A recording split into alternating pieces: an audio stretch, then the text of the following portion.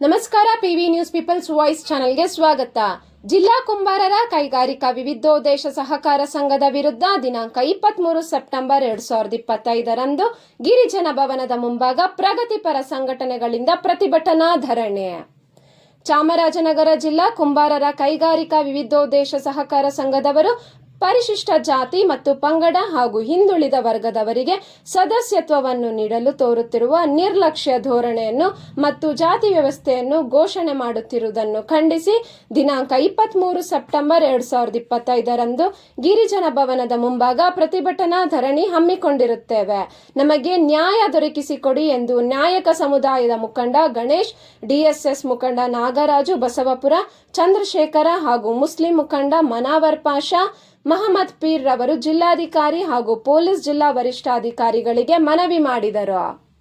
ನಂತರ ಸುದ್ದಿಗಾರರೊಂದಿಗೆ ಮಾತನಾಡಿ, ನಮ್ಮ ಜನಾಂಗಗಳಿಗೆ ಕಾನೂನಾತ್ಮಕವಾಗಿ ದೊರೆಯಬೇಕಾದ ಅವಕಾಶವನ್ನು ತಪ್ಪಿಸಿ ಕೇವಲ ಒಂದು ವರ್ಗಕ್ಕೆ ಸೇರಿದವರು ತಮ್ಮ ಅಧಿಕಾರವನ್ನು ದುರ್ಬಳಕೆ ಮಾಡಿಕೊಂಡು ದಿನಾಂಕ 23 ಸೆಪ್ಟೆಂಬರ್ 2025ರಂದು ಬೆಳಿಗ್ಗೆ 10:30 ಚಾಮರಾಜನಗರ ಜಿಲ್ಲಾ ಕುಂಬಾರರ ಕೈಗಾರಿಕಾ ವಿವಿಧೋದ್ದೇಶ ಸಹಕಾರ ಸಂಘದ ಸರ್ವ ಸದಸ್ಯರ ವಾರ್ಷಿಕ ಮಹಾಸಭೆಯನ್ನು ಹಮ್ಮಿಕೊಂಡಿರುವ ಗಿರಿಜನ ಭವನದಲ್ಲಿ ದಲಿತ ಪರ ಸಂಘಟನೆಗಳು, ಪರಿಶಿಷ್ಟ ಪಂಗಡಕ್ಕೆ ಸೇರಿದ ಸಂಘಟನೆಯವರು ಮತ್ತು ಮುಸ್ಲಿಂ ಸಂಘಟನೆಯವರು ಪ್ರತಿಭಟನಾ ಧರಣಿಯನ್ನು ಹಮ್ಮಿಕೊಂಡಿರುತ್ತೇವೆ. ನಮಗೆ ನ್ಯಾಯ ಸಿಗದೆ ಹೋದರೆ ಉಗ್ರ ಹೋರಾಟ ಮಾಡುವುದಾಗಿ ಈ ಸಂದರ್ಭದಲ್ಲಿ ತಿಳಿಸಿದರು. ವರದಿ ಕುಮಾರ ಎಸ್, ಚಾಮರಾಜನಗರ. ನನ್ನ ಹೆಸರು ನಾಗರಾಜು ಅಂತ, ಬಸವಪುರದಿಂದ, DSS ಮುಖಂಡರು. ಈಗ ಏನಾಗಿದೆ ಅಂದರೆ, ಕುಂಬಾರ ಕೈಗಾರಿಕಾ ವಿವಿಧೋದ್ದೇಶ ಸಂಘದಲ್ಲಿ ಸರ್ಕಾರದ ವತಿಯಿಂದನೇ ಮೀಸಲಾತಿ ಇದೆ. ST, ST, OBC ಮತ್ತು ಮುಸ್ಲಿಂ. ಆದರೂ ಕೂಡ ಇವರು ಯಾವುದೇ ರೀತಿಯಾದ ಮೆಂಬರ್ಶಿಪ್ಗಳನ್ನ ಕೊಡ್ತಾ ಇಲ್ಲ. ನಮಗೆ ಅನ್ಯಾಯ ಮಾಡ್ತಾ ಇದ್ದಾರೆ. ಕಾರಣ, ನಾವು ಈಗ 4 ತಿಂಗಳಿಂದ ಅರ್ಜಿ ಹಾಕಿದ್ದೀವಿ, ನಮಗೆ ಮೆಂಬರ್ಶಿಪ್ ಕೊಡಿ ಮತ್ತು ಎಲೆಕ್ಷನ್ನಲ್ಲಿ ನಮ್ಮನ್ನು ಡೈರೆಕ್ಟರ್ ಮಾಡಿ ಅಂತ ಹೇಳಿದ್ರು ಕೂಡ ಅದು ಯಾವುದೇ ರೀತಿಯಾದ ಒಂದು ಕ್ರಮ ಕೈಗೊಂಡಿಲ್ಲ. ಆಲ್ರೆಡಿ ನಾವು SP ಅವ್ರಿಗೂ ಕೂಡ ಮನವಿ ಕೊಟ್ಟಿದ್ವಿ ಮತ್ತು ನಿಬಂಧಕರಿಗೂ ಕೂಡ ಮನವಿ ಕೊಟ್ಟಿದ್ವಿ. SP ಅವ್ರಿಗೆ SC ST ಮೀಟಿಂಗಲ್ಲಿ ಕೂಡ ಖುದ್ದು ಹೇಳಿದ್ದೀವಿ ನಾವು, ಮೇಡಮ್ ಈ ರೀತಿ ಅನ್ಯಾಯ ಆಗ್ತಾ ಇದೆ, ನಮಗೆ ನಮ್ಮ ಅನ್ಯಾಯನ ಸರಿಪಡಿಸ್ಕೊಡಿ ಅಂತ ನಾವು ಮೇಡಮ್ನವ್ರಿಗೆ ಹೇಳಿದ್ರು ಕೂಡ ಇವತ್ತವರೆಗೂ ಕೂಡ ನಮಗೆ ನ್ಯಾಯ ಸಿಕ್ಕಿಲ್ಲ. ಆ ಕಾರಣದಿಂದ ನಾವು 23/9/2025ರಂದು ಅವರು ಒಂದು ಜನರಲ್ ಬಾಡಿ ಮೀಟಿಂಗ್ ಕರೀತಾ ಇದ್ದಾರೆ. ಆ ಮೀಟಿಂಗ್ ಯಾವುದೇ ಕಾರಣಕ್ಕೂ ಆಗಬಾರ್ದು. ನಾವು ಆ ದಿನ ಧರಣಿ ಕೊಡ್ತೀವಿ. ಸಂಪೂರ್ಣವಾಗಿ ನಾವು ಆ ದಿನ ಅದನ್ನು ಮೊಟಕುಗೊಳಿಸುವಂಥ ಒಂದು ಕಾರ್ಯಕ್ರಮ ನಾವು ಇಟ್ಕೊಂಡಿದ್ದೀವಿ. ಅದನ್ನು ನಾವು ಧರಣಿ ಮಾಡ್ತೀವಿ ಅಂತ ಈ ಮೂಲಕ ನಾನು ವಿನಂತಿಸಿಕೊಳ್ತೇನೆ. ನನ್ನ ಹೆಸರು ಗಣೇಶ್ ನಾಯ್ಕ, ಹರನಹಳ್ಳಿ. ಕುಂಬಾರ ಕೈಗಾರಿಕೆ ವಿವಿಧ ದೇಶ ಸಹಕಾರ ಸಂಘ ಒಂದು ಈ ಜಿಲ್ಲೆಯಲ್ಲಿದೆ. ಅಲ್ಲಿ ನಾವು 2 ತಿಂಗಳಿಂದ ನಾವು ಮೀಸಲಾತಿಗೆ ಇದೆಯಲ್ಲ, ನಮಗೆ SC ST ಮತ್ತು ಹಿಂದುಳಿದ ವರ್ಗ ಇವೆಲ್ಲ ಖಾಲಿ ಬಿಟ್ಕೊಂಡಿದ್ದೀರ ಅಂದ್ಬಿಟ್ಟು ನಾವು ಅರ್ಜಿಯನ್ನು ಹಾಕಿದ್ವು ಸದಸ್ಯತ್ವಕ್ಕೆ. ಅರ್ಜಿಯನ್ನು ಹಾಕಿದ ನಂತರ ನಾವು ಕುಂಬಾರ ಕೈಗಾರಿಕೆ, ನಮಗೆ ಇದು ಕುಂಬಾರಕ್ಕೆ ಸಂಬಂಧಪಟ್ಟದು, ಬೇರೆ ಯಾರನ್ನೂ ನಾವು ತಗೊಳ್ಳೋಕ್ಕೆ ನಾವು ಇಲ್ಲಿ ಅವಕಾಶವಿಲ್ಲ ಅಂತ ನಮ್ಗೆ ಅರ್ಜಿಯನ್ನು ತಿರಸ್ಕರಿಸಿದ್ದಾರೆ. ಮತ್ತು ಜಂಟಿ ನಿರ್ದೇಶಕರಿಗೂ ಸಹ ನಾವು ಅರ್ಜಿಯನ್ನು ಕೊಟ್ಟಿದ್ವಿ.